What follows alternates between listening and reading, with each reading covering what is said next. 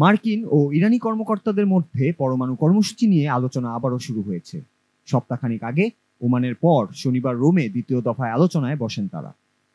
এই আলোচনাগুলো ইরান ও যুক্তরাষ্ট্রের শীতল সম্পর্কের বরফ গলানোর পথে বড় এক পদক্ষেপ হিসেবে দেখা হচ্ছে। রোমে অনুষ্ঠিত উচ্চ পর্যায়ের বৈঠকে উপস্থিত ছিলেন মার্কিন প্রেসিডেন্ট ডোনাল্ড ট্রাম্পের প্রতিনিধিরা এবং ইরানের সর্বোচ্চ নেতা আয়াতুল্লাহ আলী খামেনির প্রতিনিধিরা।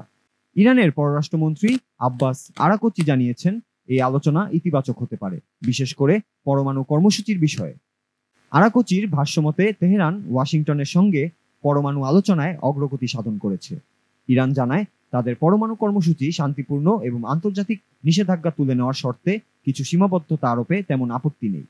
এদিকে রোমে বসার আগে মস্কো সফর করেন ইরানের পররাষ্ট্রমন্ত্রী। সেখানে তিনি রুশ প্রেসিডেন্ট ভ্লাদিমির পুতিনের সঙ্গে আলোচনা করেন, যা পরমাণু ইস্যুতে কৌশলী বার্তা দেওয়ার একটি সুযোগ হিসেবে দেখা হচ্ছে। তারপরই তিনি রোমে মার্কিন কর্মকর্তাদের সঙ্গে দ্বিতীয় দফার বৈঠকের জন্য আশাবাদী হয়ে ওঠেন। রোমের বৈঠকটি ছিল পরোক্ষ আলোচনা, যেখানে একটি তৃতীয় পক্ষ ওমানি কর্মকর্তাদের মাধ্যমে নিজেদের দাবি দাওয়া তুলে ধরা হয়। এটি ইরানের জন্য একটি বড় সুযোগ হতে পারে, কারণ পরমাণু ইস্যুতে সিদ্ধান্ত নিতে আরাকচিকে অনেকটাই পাওয়ার অফ অ্যাটর্নি দিয়েছেন খামেনি।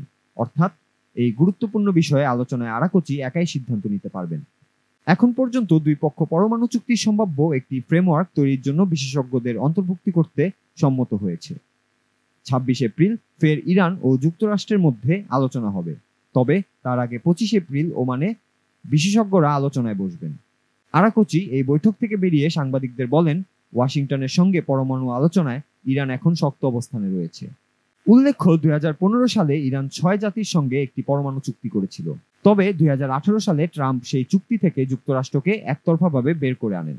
ট্রাম্প তখন নতুন করে ইরানের বিরুদ্ধে নিষেধাজ্ঞা আরোপ করেন এবং সামরিক হামলারও হুমকি দেন। কিন্তু বর্তমানে সেই পুরনো দ্বন্দ্বের মধ্যে আবার আলোচনার একটি নতুন সম্ভাবনা দেখা যাচ্ছে। এখন সকলের নজর থাকবে এই আলোচনা থেকে কি ধরনের চুক্তি আসে এবং বিশ্ব রাজনীতিতে এটি কি প্রভাব ফেলতে পারে। আগামী দিনগুলোতে এই পরমাণু ইস্যুতে আরো নতুন তথ্য আসতে পারে।